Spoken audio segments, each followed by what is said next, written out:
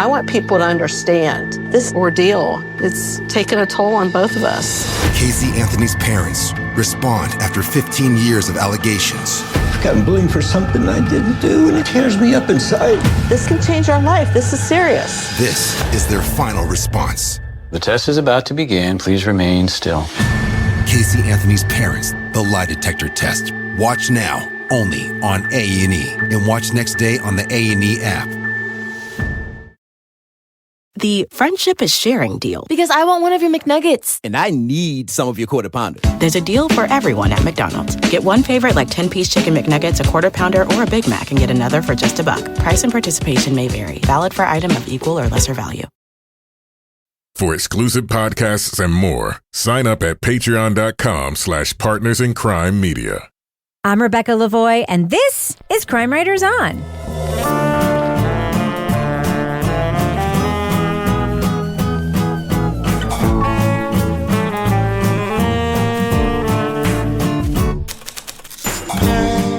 Crime Writers On is the original true crime review podcast that digs into true crime, pop culture, other podcasts. And on this episode, in 2005, Arkansas police charged a man with killing his beauty queen girlfriend. Though the evidence points to another, why does the community remain divided on who committed the crime? We'll review the podcast Murder in Apartment 12 from Dateline NBC. Joining me to get that done and more is true crime author, TV journalist, and host of These Are Their Stories podcast, my husband and love of my life, Kevin Flynn. Hi, Kevin. Hello, Rebecca. Also with us. How are you? I'm fine. How are you? I'm good. Also with us. You look great today. Well, thank you. You look pretty good, too, in your flannel shirt. It's cold out. It is. It's fucking freezing. Also with us. Are you using different toothpaste? No. No? Okay, because your smile seems so bright. Oh, thanks, Kevin. Am I lighting up a room? You're lighting up a room. Thank yes. you. Thank you. Also with us is private investigator, certified pet detective, resident cat lady, and author of the Piper Green series of cozy mysteries, Laura Bricker. Hey, Laura. Hey, Rebecca. You're lighting up that room over there, my friend. I am. And every time when I go, there's this one trail in Exeter that I walk on. It's out at Phillips Exeter. They have these very nice trails in the woods. And anytime I walk out there by myself, I hear Keith Morrison narrating, and it was a normal day, and she went out on the trail like she did every day. Yes. And I think this is where I could go down. This is it. And you guys would totally have him narrate that if I did. You should pick a tree that he can lean against while he delivers that stand-up. And finally, our resident Doubting Thomas, author of the City Trilogy of novels, host of the Strange Arrivals podcast, and our Patreon Deep Dive Book Club podcast host, Toby Ball. Hi, Toby. Hi, Rebecca. How are you? I'm good. I'm good. Toby doesn't light up a room. Hanging in He's there. going to live forever. Toby's like the dimmer switch walking into the room, just fading it down slowly. Yep. Just keeping on over here. Can you imagine one of these things where it's like, he was murdered, and all the friends are like, yeah, he really brought a room down. Everybody's a suspect. You see his car pull in, it was just like, fuck. I have to say, that's what's been interesting about some of the Long Island serial killer coverage. You know how usually like they catch somebody and it's like, oh man, I had no idea. He was so quiet. When they caught that guy, all the neighbors were like, oh yeah, he was so weird. I always thought there was something going on over there. Something up with that dude. Yeah, it was a contrast in coverage. All right, so Kevin, what is coming up on Monday's show? This is obviously Thursday's podcast. Obvious to you. Yeah, on Monday's show, we're going to be talking about the new podcast, Ear Witness. It's from Lava for Good, the people that brought us Bone Valley. Oh, yeah. Bone Valley. You're never get over that, will you? You'll never get over it. Yeah, we were just talking about Bone Valley in front of some other people, and they were like, what's that about? Don't you have Cinemax? And it's like, not what you think. Not what it sounds like, guys. It's actually real good. Cinemax After Dark. Okay. But it's good. It's a good podcast so far. It's really, really, really a good podcast. Hey, can I make a quick plug for a new podcast I just discovered that I really like? Sure. Isn't that what we do? I know. And this is not a paid promo. It's not even a promo swap. Okay. But one of the people that we met in Dallas, a couple of people we met in Dallas, actually both years, very, very tall, by the way. When I took a photo with these two ladies, one of the reasons I like it is I look so tiny. I look like Maggie Freeling in this photo because they are so tall. Yeah. Need a banana for scale. Right. I listened to their show for the first time on my walk this morning. It's called Let's Go to Court. It's got a great log line. It's like 1 semester of law school, 1 semester of criminal justice, 2 experts. They're following me on the Twitter. Yeah, and their show is freaking delightful. I compared it to another show, and I was like, it's like that show, but good. And it's just like full of tangents. If you like 2 friends who are very, very funny, having a conversation that's just completely full of tangents and not in any way irresponsible and like engaging and fun and like in a way that makes you not feel bad in any way for listening to it. I really, really liked it, and I'm gonna be a listener. You're not garbage. They are wonderful. They're also, by the way, lovely people, and they did a live show in Dallas, and I gave them 2 of my bespoke Your Podcast Sucks hats, and I met their husbands, who apparently they don't do like a ton of live shows, and one of the things they were having their husbands do is shoot T-shirts out of cannons at their live show, and I was like, oh, and they were like, as one does at a podcast live show. And I'm like, okay. And the husbands were like, yeah, we don't know. They told us. I wish I knew they had those cannons. That would have been awesome. Anyway, it's Kristen and Brandy, and their show is Let's Go to Court. And I really think our listeners would like that show. And that's why I'm talking about it. I think there's some good like crossover listening potential. And I like them. Okay. All right. So I just wanted to mention that. All right. So should we talk about the podcast we're talking about? Do it. All right. Let's get it done. Leading off, we're going to go ahead and drop that first clip right now. At some point, I remember telling the boys, don't touch anything. We don't know what's happened here. Was it obvious she was dead? There was that thought in my mind that it could be. In 2005, Kevin Jones discovered his girlfriend bludgeoned to death in her Russellville, Arkansas apartment. Police zeroed in on Jones, thinking the murder of former beauty queen Nona Dirksmeyer was an open and shut case. And once Nona was dead, they said, Kevin staged the crime scene to look like an attempted rape, cleaned up, and then drove 20 minutes back to Dover to have lunch. Despite a strong alibi and critical evidence pointing to an unknown assailant, prosecutors would not alter their theory of the case. And years after a jury would decide Jones's fate, and DNA from the scene was linked to Nona's violent neighbor, many would not change their minds about what happened in apartment 12. And it's about pride and prejudice and a tortured search for a killer. There's a cold-blooded killer out there. He knows who he is. What are we gonna do? From Dateline NBC comes their latest podcast, Murder in Apartment 12. Host Keith Morrison looks back at his 2 decades of covering the case. While still employing his famous droll delivery style, this Dateline mystery does not get wrapped up in a bow at the end. Spoiler alert, we are going to be talking about plot points from Murder in Apartment 12. So if you want to remain spoiler-free, go to the estimated time code in our show notes for our thumbs up or thumbs down reviews. I just want to make a note, Kevin, that we had last week the very tragic death of actor Matthew Perry, and we are going to be, talking about Keith Morrison's signature style in the light way we usually do, but I do want to acknowledge that Keith Morrison was Matthew Perry's stepfather for a very long time, and in essence, his dad, and it's incredibly sad, and I don't want the audience to think that we don't know that. Right. Okay. But we do have things to say about Keith Morrison and his delivery style. So let's just go ahead and do that. So Kevin, there's an opening sequence here, and it is very Keith Morrison-y, is it not?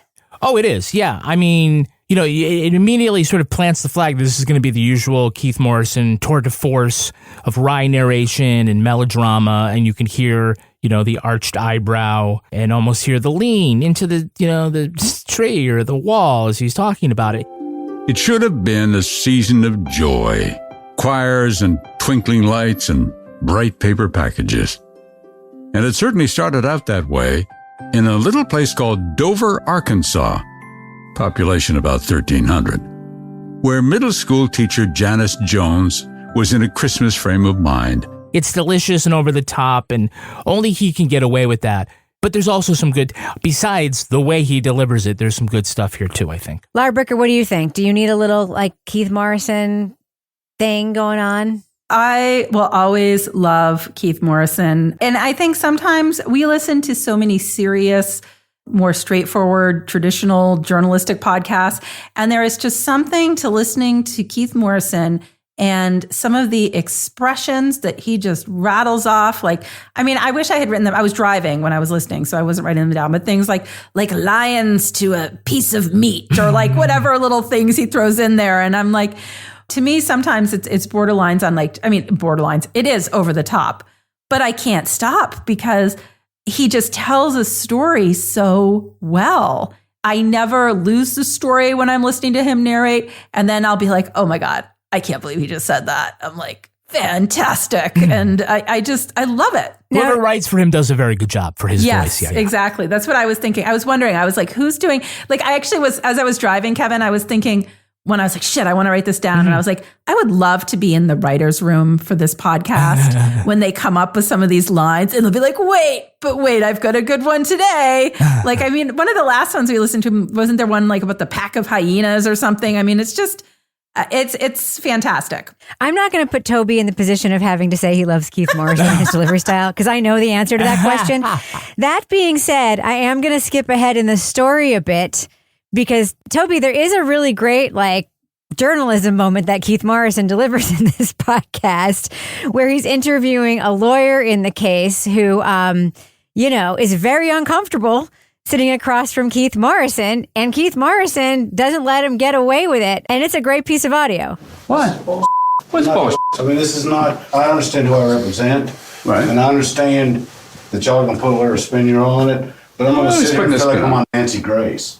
I mean, this is, I'm challenging your client's story. I understand that. And you can respond in any way you want. I understand I can respond. You can respond by walking out the door like a chicken too, if you want. Okay. What it kind of reminded me of is because I just kind of think of Keith Morrison as a presenter, but in fact, he's actually doing journalistic work as well. And I think that may get lost sometimes. I mean, it didn't even get lost for me because I never really had it to begin with. But I didn't realize that he would be doing these interviews and stuff himself, that I just thought other people would be running around doing stuff for him and then he'd kind of present it. So yeah, that was good. I mean, I think in some ways that was the best 3 seconds of the entire podcast. Kevin? Well, there is some of that, Toby. That producers do a lot of the legwork, but he's sitting there doing these interviews and he's done that for, and I guess I have to ask Katie and Kimberly exactly how long, but at least 2 decades, probably, right? More than 2 decades. So you do pick up a few things, but it is sort of, I don't want to say off-brand. I guess a lot of this is sort of off-brand for Dateline in a certain way because, I think Laura said this doesn't sort of wrap itself up very tidy at the end, that there's some ambiguity, which is not what you usually get. There's a wrongful prosecution in this, which is not very I'm telling you, Dateline is changing. Dateline is changing. Yeah. But to see that, you're right. You don't think of Keith Morrison as hard hitting in any way, but he's certainly not going to let some lawyer dodge his questions and then say, "Oh, you're going to put your spin on this." And he challenges to man up. It's like, you're a lawyer. Don't fuck around with me. I'm Keith Morrison, bitch. Right. You didn't say that, by the way, but you know what. That would be a good it was implied. way. Yeah, it's implied. That would be a good ringtone. Why must you suck so bad? So, Toby, of course, there is a sort of a central issue with this podcast, and that it's from an old Dateline episode, right? That now has been sort of expanded into a podcast series. It's very clear, right? Some old reporting that's sort of been blown up and stretched out. But the issue with some of this older reporting is that all of the crime stories that we used to focus on back in the day had the same kind of victim. And I don't want to minimize the murder of Nona Dirksmeyer. That being said, there was only one kind of victim that we used to tell stories about, right? Yeah, I have no idea why they made this into a podcast. But, the most obvious thing that you get out of this is that, it's totally the cult of the attractive dead white girl or young woman. And it just seems so out of sync with what should be going on. It just seems like it's reinforcing these stereotypes of what true crime stuff does in a way that I can't wrap my head around. I mean, there's a bunch of problems with this podcast, in my opinion, but it's just very picking this particular story because of who the victim was seems like the original sin that kind of led to all these other things as well. So, Laura, the other big story going on in this podcast is the Kevin Jones story. He's with his mom when they discover Nona Dirksmeyer's body, and he becomes the prime suspect through this very strange theory that he went in and like touched her body and put his hands in the blood in order to cover up the fact that his hands had been in blood earlier, which is when police come up with these bonkers theories, it's always like the person is like thinking 18 steps ahead, right? And but then he gets interrogated at the police department and we hear that tape. You killed him. I'm telling you. Point blank. No, I'm telling you right here. You got pissed off because you were there when she got a text message from Trey. That's wrong. I don't know who Trey is. Your face right now. Why does your face look like that right now? Because this was absolutely rage-inducing. The entire period of time that Kevin Jones is at the police department. I mean, there's shades of like, let's go harken back to Brendan Dassey as a teenager being interrogated and not leaving. It's anytime you have somebody like this that can leave, should leave. He tried to leave. He wants to walk out. Yeah. They won't let him leave. So they're just screaming at him. I mean, it just goes on and on and on trying to get him to confess. And the dad goes down and is trying to get him out there and like ends up breaking a wall by like throwing a chair at the wall. And like he ends up getting arrested. The lawyer who might have known somebody from church somehow got a message to the mother. Like it was like this whole convoluted thing of like, tell him he can leave and like, you know, you need to go down there and get him out of there. So then the mother goes down and is like outside the door screaming like, leave, you can leave or whatever until they get her booted out of there. And you're hearing this setup of everything wrong being done in terms of how somebody should be questioned in a case like this. And you're seeing people that know it's wrong trying to stop it and being thwarted. And it's just maddening. So that is why my face looked like that, Rebecca. But it gets worse because then we have the fucking polygraph. So, I mean, let's not even, yeah.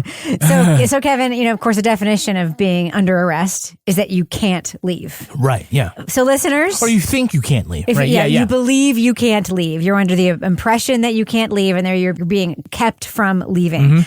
Listeners, if you're ever being questioned or talked to by the police, ask if you can leave. Am I free to go? And if there's any answer that sounds like yes, go.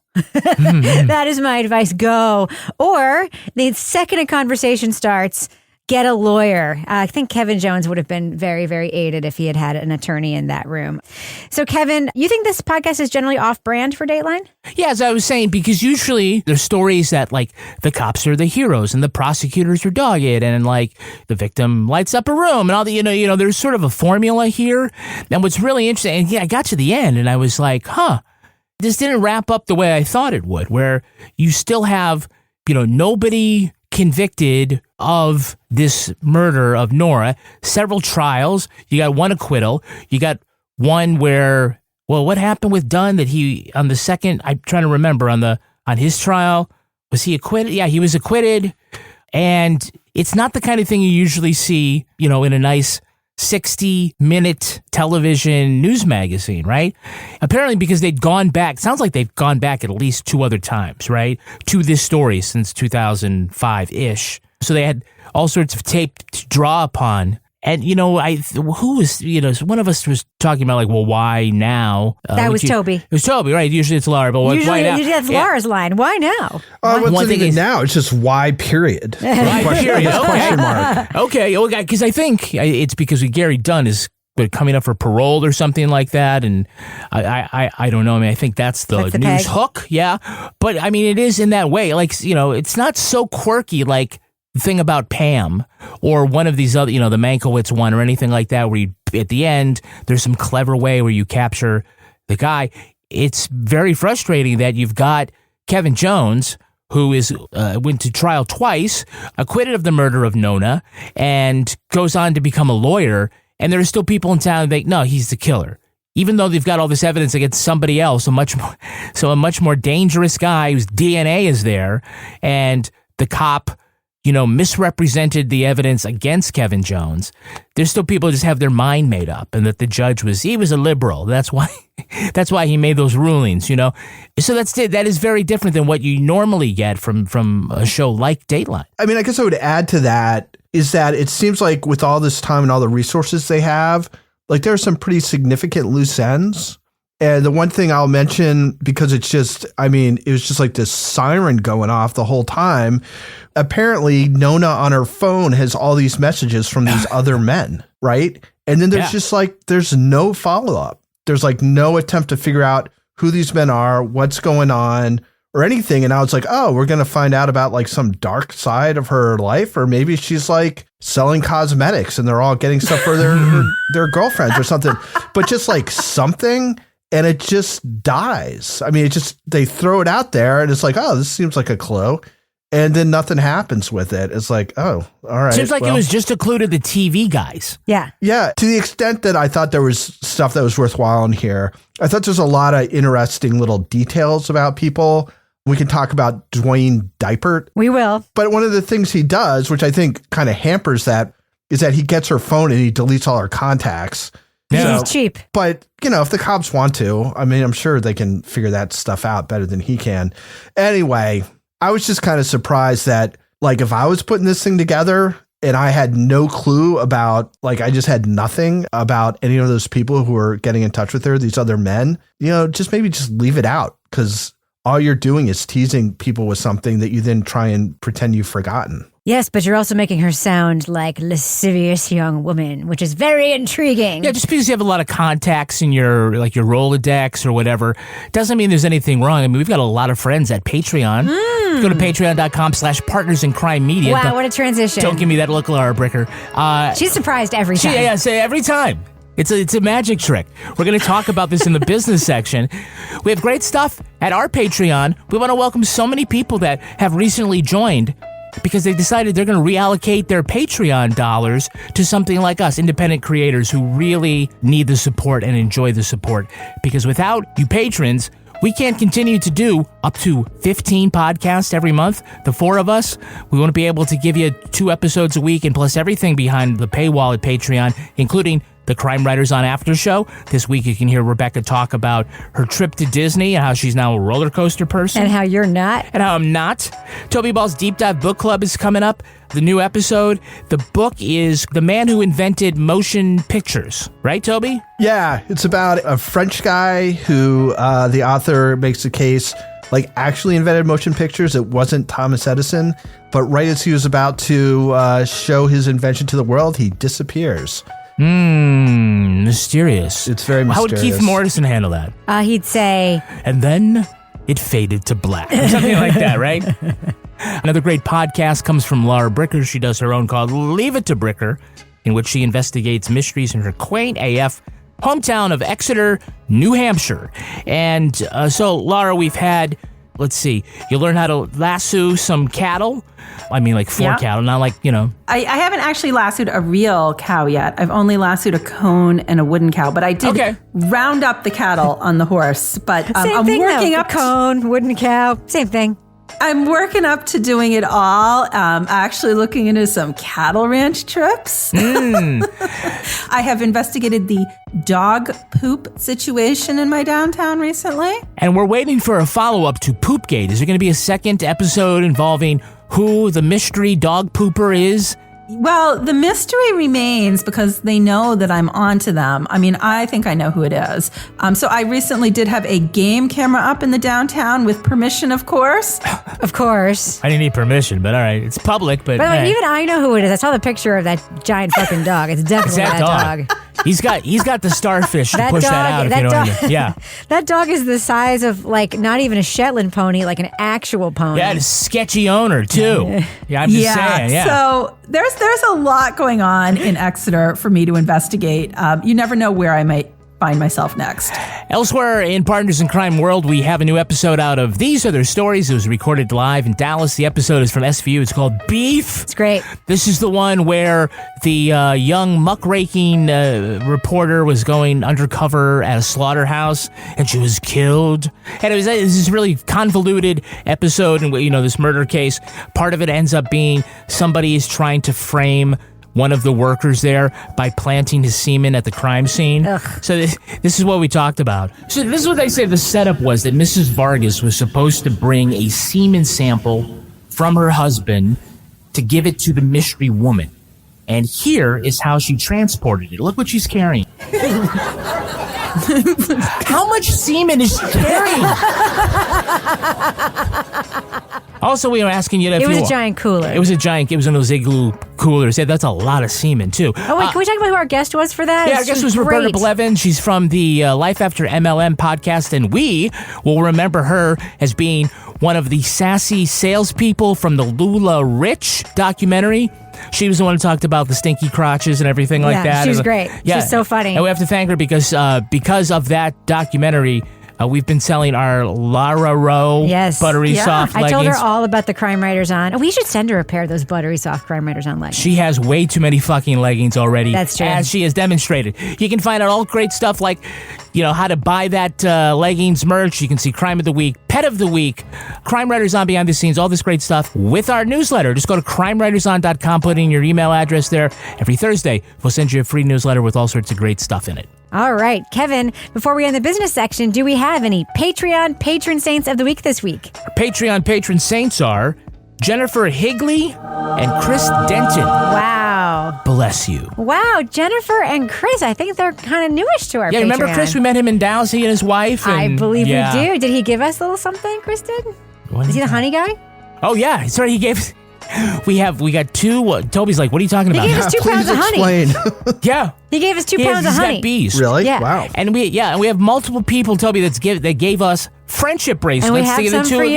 Yeah. We have some friendship bracelets they for say you. things like The Cynic. What does mine They're say? personalized. You'll see. Certified Cat Lady. Certified Cat Lady. And one of mine says, I think about the Roman Empire. Yes. And one of them says love of Rebecca's life on it for Kevin. Oh, Yeah, I'm that's still amazing. defined. He's defined by me. He's the wife guy. That's good. It is good. It's as it should be. All right, Kevin, does that end the business section? I'm going to start calling you of Rebecca. The handman's tale. Under her eye. Blessed be the fruit, Laura Bricker. I Thus love ends the business I section. love it. And that fruit is a banana. Blessed be it. Yeah. Come on, baby. Banana. I wish. The handman's tale. Let's get back to the program, shall we? How about you fade the music out first? Let's go ahead and fade that music out right now. Here's your grand weathercast. 60 degrees in the driver's seat. In the passenger seat, a high of 66. In the second and third rows, a balmy 70 degrees. Just the way Grandma likes it. With 3-zone automatic climate control, life's grander in the first ever Grand Highlander. Toyota, let's go places. I want people to understand this ordeal. It's taken a toll on both of us. Casey Anthony's parents respond after 15 years of allegations. I've gotten blamed for something I didn't do, and it tears me up inside. This can change our life. This is serious. This is their final response. The test is about to begin. Please remain still. Casey Anthony's parents, the lie detector test. Watch now, only on A&E. And watch next day on the A&E app. The friendship is sharing deal. Because I want one of your McNuggets. And I need some of your Quarter Pounder. There's a deal for everyone at McDonald's. Get one favorite like 10-piece chicken McNuggets, a Quarter Pounder, or a Big Mac and get another for just $1. Price and participation may vary. Valid for item of equal or lesser value. We need to talk about Dwayne Diapert. Of course, this is known as Stepdad, who, for some reason, more so than her mom, really gets into the guilt of her boyfriend, but also has some weird ideas about, like, Nona's apartment, Nona's life. Oh, yeah, I forgot all about that. Yeah. Fuck Yeah. What'd you think about Dwayne Diapert, Laura Bricker? It was so weird. So first of all, you hear the setup about Dwayne and her mother, Carol, when they go out and they're getting together for the first time, and their first date, Carol cleans out his refrigerator. So immediately there is something off about both of these people to me.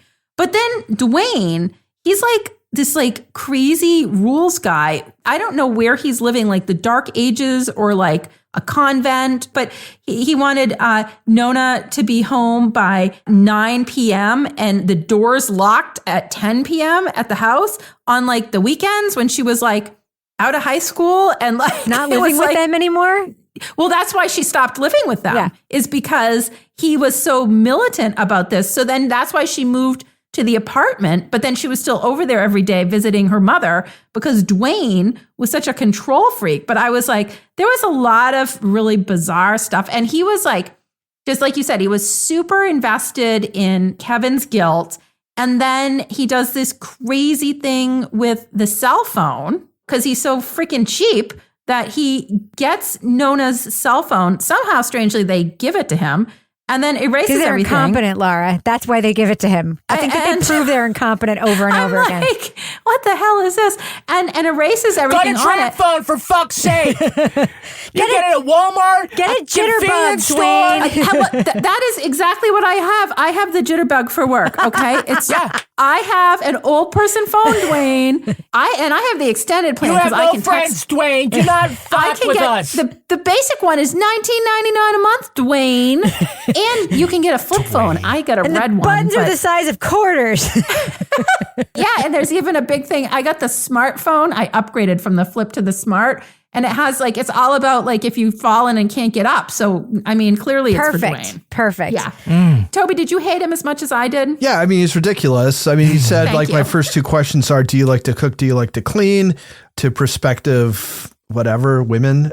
Suitors? No. I was just kind of surprised Yeah. that he did some of this stuff and the cops didn't find it kind of suspicious.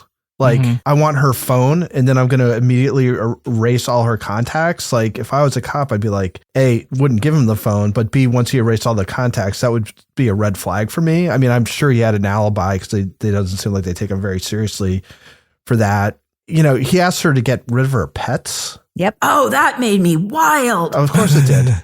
This is another thing. They're like, Keith Morrison's even 9 o'clock curfew, even when she's 19 or 20. But then you find out she actually left the house when she was 18. So it's why did you ask that question? Because she doesn't live there when she's that age. It's just so weird. But her apartment was right down the street. Remember?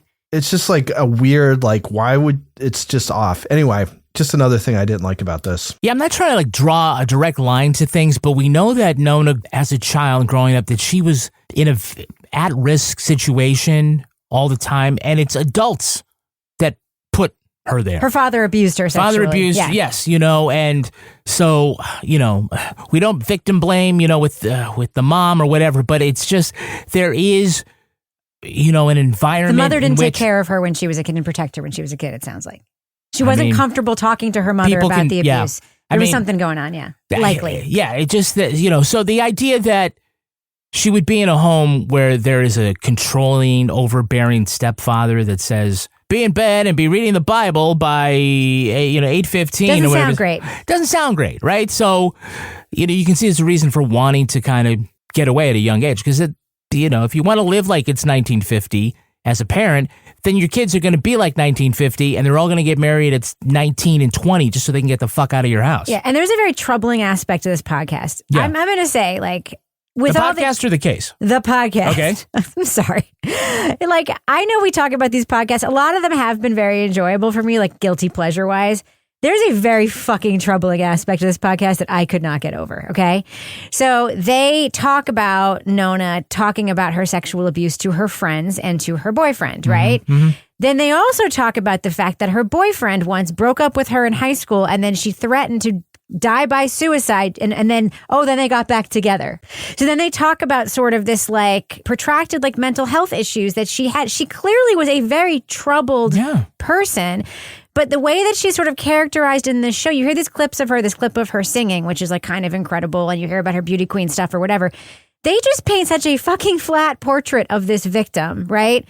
And then when you actually have things that aren't flat, it's she threatened to harm herself. She threatened to die by suicide, and so they got back together. It's just so quickly glossed over and it's so whatever. And it's I don't know. It's just there's a flatness and a weirdness to it. It's don't include that detail if you're going to do it that way. That's how I felt about it. It's if you're going to do a thing where this podcast is ultimately going to be about the fact that this kid was really screwed over by the cops, these shitty cops, just don't include all these salacious things about the victim that are done poorly. I think Dateline historically has done a poor job of making victims seem three-dimensional. Really? Yeah, I'm just. I mean, she's made to seem like a mess. Yeah, kind of a mess. The clear impression you get from the fact that she's got all these dudes texting her and why'd you lead me on and stuff like that is that she's sleeping around, or maybe not sleeping around, but going on dates or whatever. Which, by the way, is totally fucking normal for like a 19-year-old. Right. But they don't even say that. But they don't even have like, or it could be acting receipts. out. Yeah. Because that's also something that someone who's an abuse victim at a young age might do too. But it's really not explored. Then they but it could also be an element of the crime, right? Yeah. Like, Yeah. I will say, like, previous Dateline podcasts we've listened to, they've been dumb, but they haven't included stuff like this that have made me deeply uncomfortable. And that's kind of like my issue with it. So, can I ask a question? Yes. If this didn't have Keith Morrison in it, would it suck? Yes, I actually was going to say that, Toby. And what's your answer? Yeah, so that's the thing. Is like Keith Morrison is, through his narration style, is really able to elevate it into something that's listenable. I don't even know if that's a word, listenable, in a way that if somebody else was narrating, I probably wouldn't have been as engaged with this podcast. Yes. And I think because of the issues you're raising about paths they went down and didn't fully investigate, I kind of just move on to the next thing because I'm listening to Keith Morrison because he's so damn easy to listen to. You find him entertaining. What about you, Kevin? What do you think? No, it's a great question. Yeah, it's not as fun as Thing About Pam, right? It's not quirky or anything like that. Thing About Pam was a great fucking podcast. Yeah.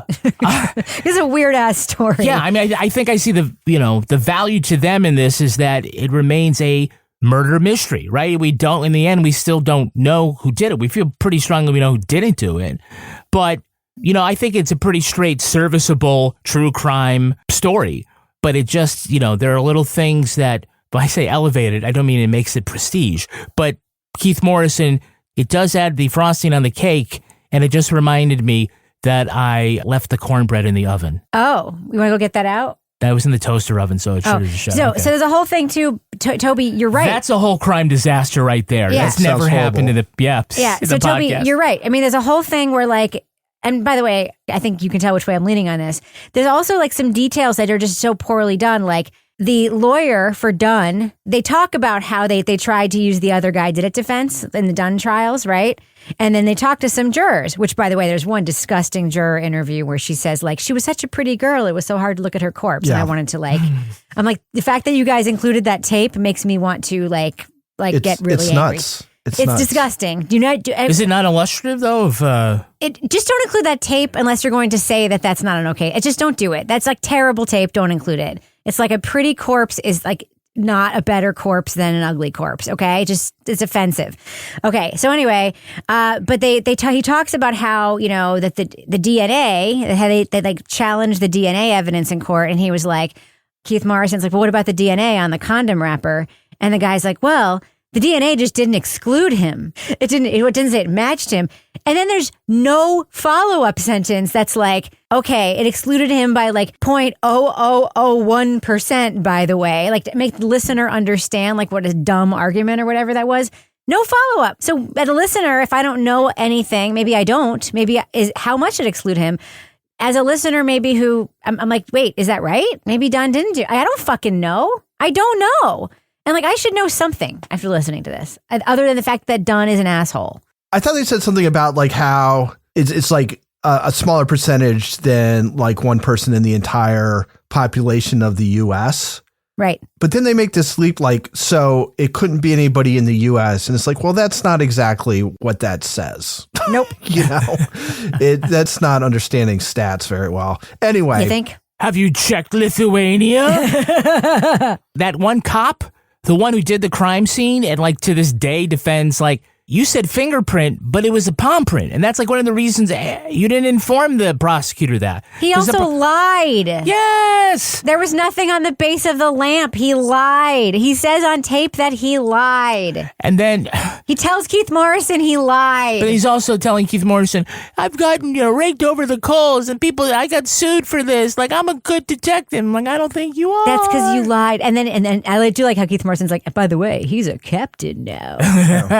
He didn't like lie and go and see Metallica. No. Yeah, but he lied about that. Exactly. Huge RV hugging the right lane. Oh, here comes the new Toyota Grand Highlander. That's the Cooper family. Look at him go, Jim. The Coopers are in the clear. With available 362 horsepower hybrid max powertrain, life's grander in the first ever Grand Highlander. Toyota, let's go places. I never did anything to harm my daughter or my granddaughter. The test is about to begin. please remain still. Casey Anthony's Parents, the lie detector test. Watch now, only on A&E. And watch next day on the A&E app.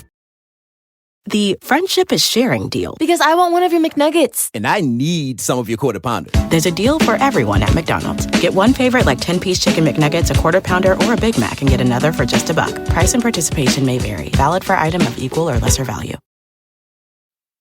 All right, let's do what we do. Let's let our listeners know, should they check out the hit podcast, Murder in Apartment 12 from Dateline NBC. Laura Bricker, what do you think? Thumbs up or thumbs down for this podcast? So I've heard like what everybody said, and I there are definitely some issues with the way this is told, but there's something about a Dateline podcast narrated by Keith Morrison I will listen to pretty much no matter what. So I am going thumbs up because it's just, for me, it's just and I don't want to say entertainment over somebody's death, but Keith Morrison just has such a compelling narration style and so many interesting little phrases that he drops in there. And I think, yes, Dateline podcasts we talked about really don't portray victims in a way that feels very real. But I also think this podcast is kind of out of the norm for a traditional Dateline podcast because there's not a clear-cut answer or resolution at the end, which is something new for them. So, I thought it was an interesting case. It was frustrating to me that after all the years that have passed since this murder happened, that there really isn't a resolution. I mean, I think I have some theories about what happened, but in the court system, there really was not closure. But overall, I think it was an interesting case. There was definitely for me some rage-inducing moments, and you got to listen to Keith Morrison. Toby Ball, what do you think? Thumbs up or thumbs down for Murder in Apartment 12? I guess I'll say that if you're like a person who would tune in to listen to Keith Morrison, like read the phone book, like you'll probably like this. All right. If you don't, this is not a good podcast at all. The only thing that I think it has to offer is for people who like Keith Morrison. He does his thing, but it just lives up to all these negative stereotypes that we have now and sort of look down upon about true crime stuff. It's like a blonde, white beauty queen who's killed. There's all these avenues, like loose ends that aren't tied up, despite the fact that there's years and years go by and you've got all the resources that Dateline has and you can't follow up these things. You just kind of leave these little, Reese's Pieces, like this little trail, and you just never follow up on it. I feel they like could have phoned home and fixed those. Yeah, I don't know. I thought this was really pretty poor, given just the sheer number of cases that Dateline must have that they could possibly do a podcast on, and the resources they have. I don't see an excuse for putting out something that's this bad. So thumbs up. No, I'm a big thumbs down. I thought this was really, really poor. Kevin Flynn. I'm a slight thumbs up. I really appreciate the discussion, and Toby has a great point about if this weren't Keith Morrison, would this be any good? And I think this is what Dateline is, and it's leaning into what it is, and I think the listeners know what they get when they get a Dateline podcast, as opposed to a Sarah Canning podcast, or a Dan Taberski podcast, or a Connie Walker podcast. I think that we sort of have gotten a little the feel of what these different things are. And I think as a Dateline podcast, it's fairly good. And it doesn't quite do the typical pattern where it just says, yeah, this is who did it, and everybody, and justice is served. It's unusual in the sense that it doesn't go for that kind of quick ending. But, overall, like, I can't argue that, like, there's not a lot sensational about it.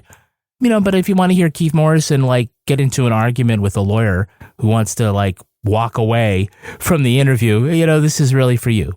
Yeah, as much as I want to like Dateline podcasts, because some of them have been great, this ain't one of them. Some thumbs down for me.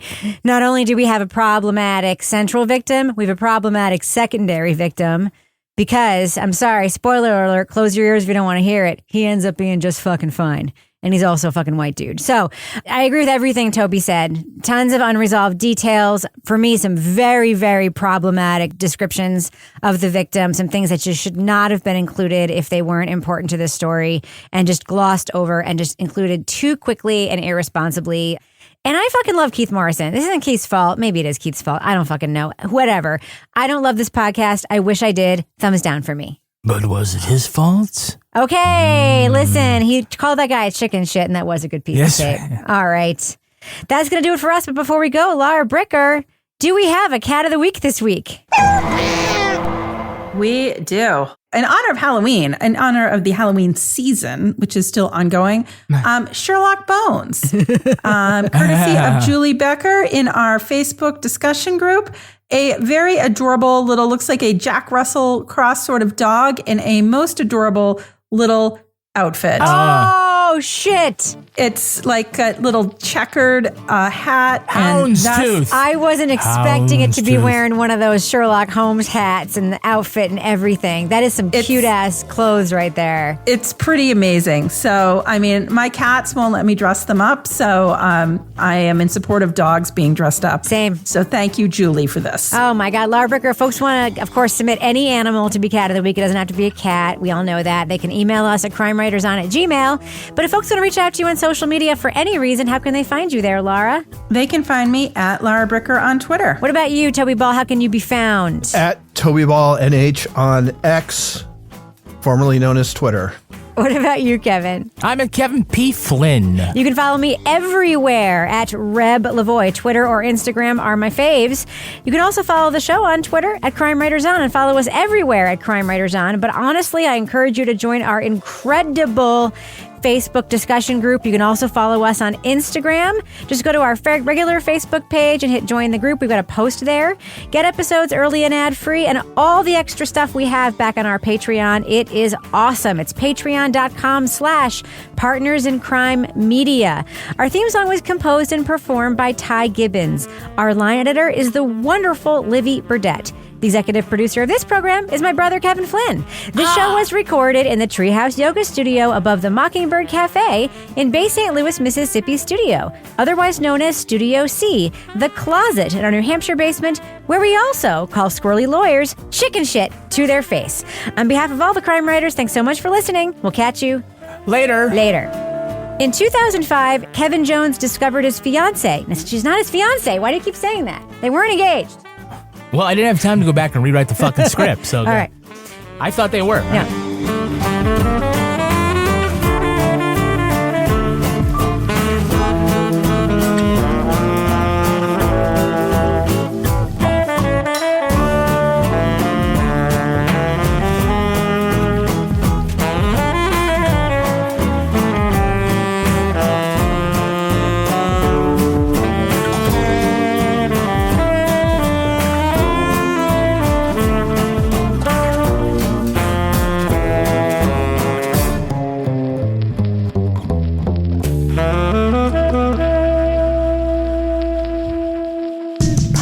In crime media. The friendship is sharing deal. Because I want one of your McNuggets. And I need some of your Quarter Pounder. There's a deal for everyone at McDonald's. Get one favorite like 10-piece chicken McNuggets, a Quarter Pounder, or a Big Mac and get another for just $1. Price and participation may vary. Valid for item of equal or lesser value.